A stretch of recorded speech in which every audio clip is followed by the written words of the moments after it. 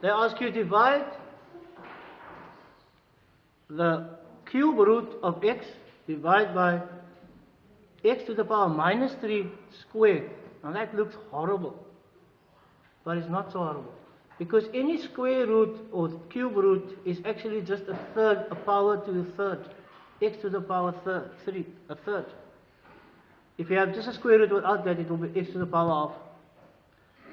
This one, you must multiply whatever is inside with what is outside.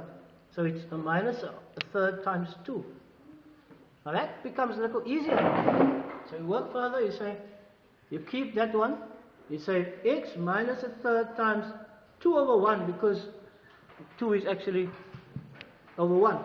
Now you multiply the top, it's 2, multiply the bottom, minus 3. So that becomes x to the power minus 2/3. And the top one you kept as x to the power a third. Now all you do is you add, if you take this minus to the top, it becomes a plus. So you have x to the power a third plus 2/3, and that makes it 3/3. It's x to the power 1. Its answer is x.